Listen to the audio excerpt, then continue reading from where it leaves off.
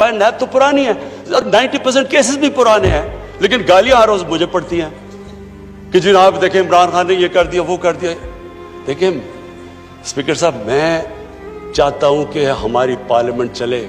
आपको पता है सुप्रीम कोर्ट ने मेरे से पूछा कि जनाब आप बताएं, साबित करें कि आपने बीवी को पैसे वापस किए थे। वो बीवी ने ईमेल दे रही है कि हाँ इसने पैसे वापस किए थे। उन्होंने कहा नहीं सबूत दो। ये कभी हुआ ही नहीं है ऐसे कि वो बीवी कह रही है पैसे, वो कहते नहीं। बैंक स्टेटमेंट्स निकाल के दी 15 साल पुरानी, जो मेरा ट्रांजैक्शन बीवी के साथ था।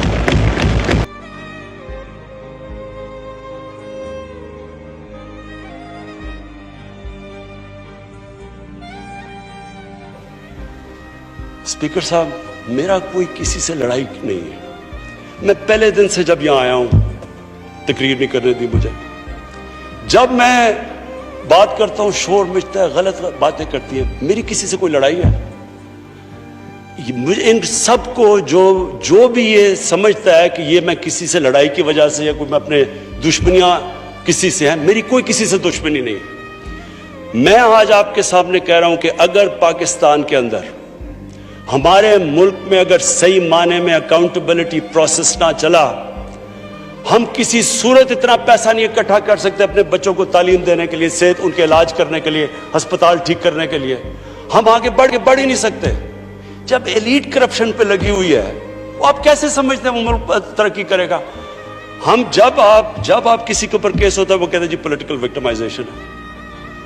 मुझे ये बताएं कि मेरे ऊपर पॉलिटिकल विक्टिमाइजेशन नहीं थी।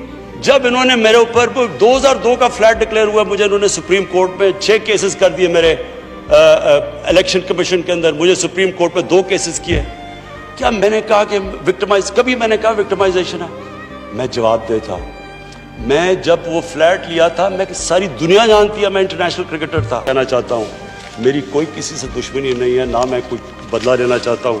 मैं सिर्फ ये बिलीव करता हूं कि हमारा मुल्क, अल्लाह ने इसको इतनी नेमतें दी हैं, अल्लाह ने इससे क्या क्या चीज़ें नहीं हमें दी, लेकिन जब तक इस मुल्क के अंदर रूल ऑफ लॉ मीन्स कि everyone is equal in front of law, जब तक रूल ऑफ लॉ और लीडरशिप की अकाउंटेबिलिटी नहीं होगी, हम भी वही सारे बनाना रिपब्लिक्स की तरह, एक समुंदर होगा गरीबों का और थोड़े से अमीर लोग होंगे। शुक्रिया।